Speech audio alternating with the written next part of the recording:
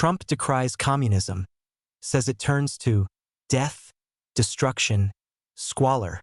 Speaking to reporters in the Oval Office on June 3, President Donald Trump decried communism, saying that the ideology leads to death, destruction, and squalor.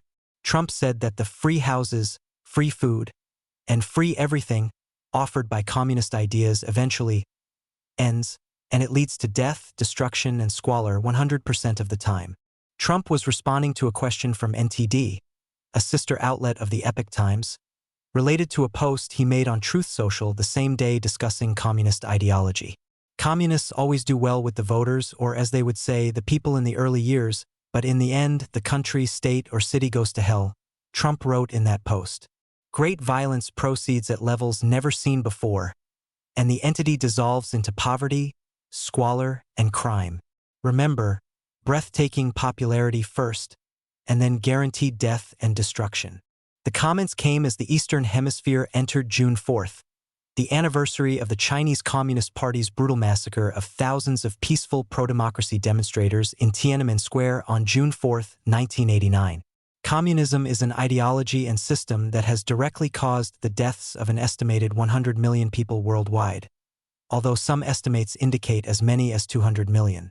Today, the 5 communist regimes that still exist in China, North Korea, Vietnam, Cuba, and Laos are among the world's worst violators of human rights.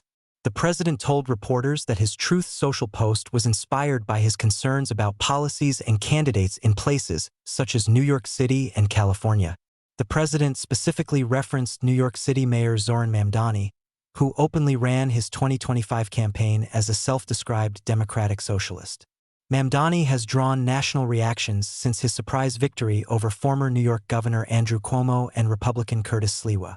Democratic socialism describes an economic system under which the government provides certain key services, such as education and healthcare, through the use of a progressive taxation system. Critics have warned that such ideas work while the populace is wealthy, but that they eventually fail and lead to communist systems. Before his election, Trump had been openly critical of Mamdani.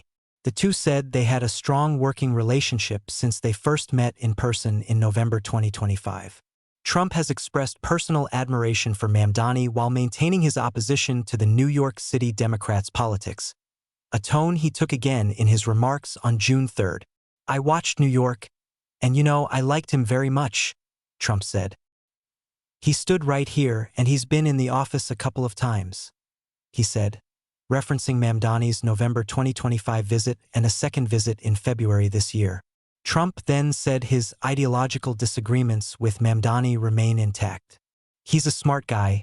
I don't understand why he thinks it's okay for all these companies that pay hundreds of millions of dollars in taxes a year to leave," Trump said.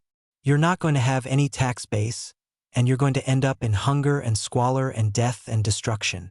Trump was referencing warnings from chambers of business and other groups that the major companies and ultra-wealthy could begin to leave New York City as Mamdani moves to institute higher taxes on top earners in the city. Trump said that although it is harder to make the case for free enterprise, that system is the foundation of the United States' success and global leadership. "Free enterprise is tougher to sell, but that's what's made our country great, and that's why it's great again now," the president said from the Oval Office.